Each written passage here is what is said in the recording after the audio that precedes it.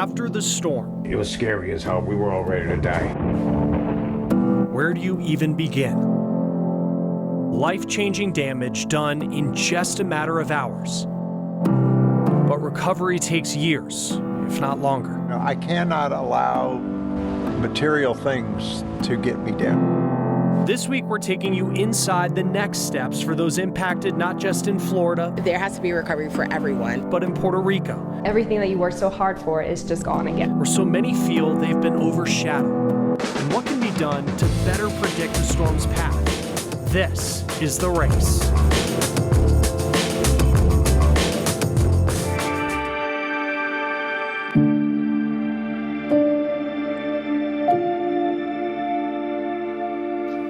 Wow. It's so heartbreaking to see images like this, and then you think, what if it was your home that was here today and gone tomorrow? And with it, all the memories, all the pictures that you had saved up over all the years that were lost. But it's one thing to imagine that happening. It's another thing to see it on the ground firsthand. And we're here to share those experiences with you today, and also the stories of hope from these disasters, like the loved ones who were saved. We start with Alexa Liacco.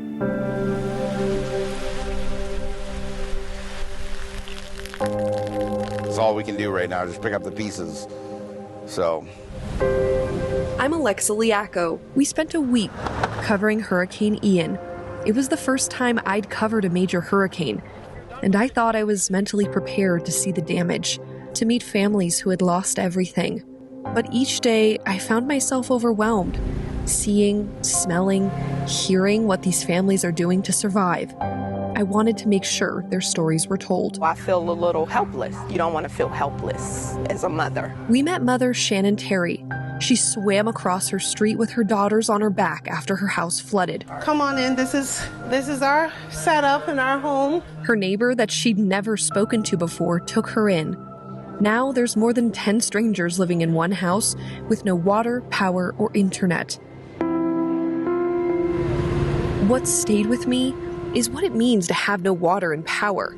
Across this neighborhood, there are 7, 8, sometimes more than 10 people living in one house without a working toilet. The smell leaves no doubt. And there's no air conditioning, so the smell of mildew and rot is overwhelming. People are doing the best they can, but they're trapped. We didn't tell you about the menagerie of the animals in there that don't all get along, so we've got all these doors locked and pans and feedings, and it's just, like I said, we all need our own homes. Some people down the street there, they said they seen alligators, in the back behind the house. Signs of struggle are everywhere.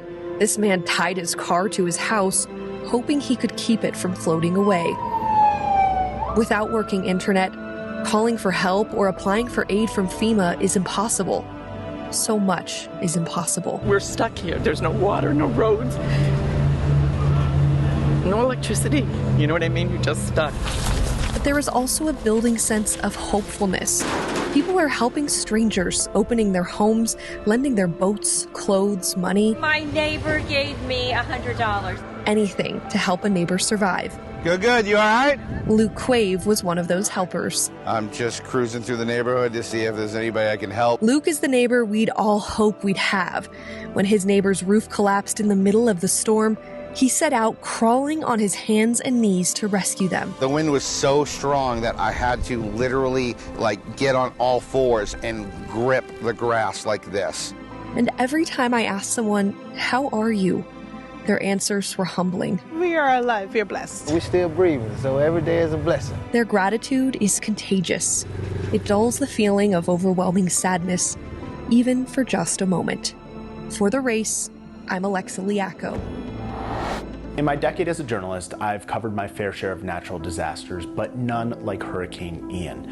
Photojournalist Drew Snadicki and I spent 5 days in Fort Myers, before, during, and after the storm. We saw carnage, destruction, things we would never be able to show you on TV.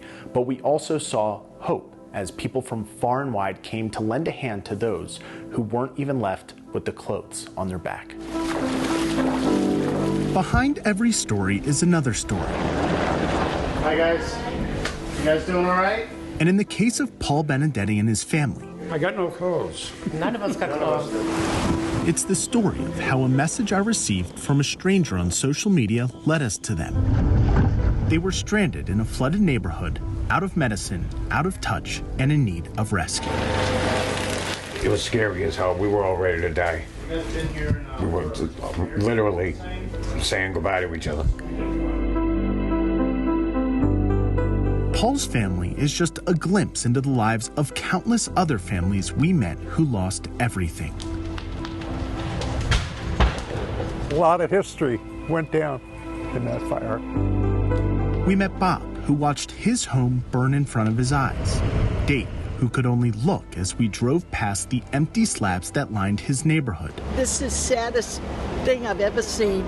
We also met Barb, who was saved from her condo, the only one left standing on her block on Fort Myers Beach. I'm shaken up after being driven from Bay Beach Lane through Times Square. I have never, ever seen devastation like that in my whole life. They are images that haunt, and as ubiquitous as they were, Oh, I think that's the rescue. so too were the images that inspire.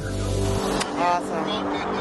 All right. Thank you. All right. You got it from the man himself. Yeah, thank you. You're amazing. Thank you, dear. That's it. Everybody out helping everybody else. Trying to make it better for everybody involved. It's a relationship with one another and knowing that, you know, we're really here for each other. Among the many groups helping those in need, the Scripps Howard Fund is gathering donations to give to nonprofits on the ground in Southwest Florida. The hope is with more money, efforts like these from both national and local organizations can happen more frequently for more people. It's the audiences who step up and reach into their own pockets, and that is an extraordinary thing to witness. It's a small chip in a large pot. So all these houses are gone. Everybody lost their house. We're asking if we can get in touch with someone who can help get them out of this neighborhood. But for families like Paul's, who was rescued after we called 911, it gives them some solid ground to stand on. And in these floodwaters, that's a start. Donating to the Scripps Howard Fund Hurricane Ian Relief Campaign is as easy as picking up your phone. Scan the QR code you see right here on the screen or text STORM to 50155. For The Race, I'm Dan Grossman. It isn't just Florida feeling the devastating effects of a hurricane. We'll take you to Puerto Rico, where once again, people are feeling uncertainty and a long road to recovery. Next on The Race.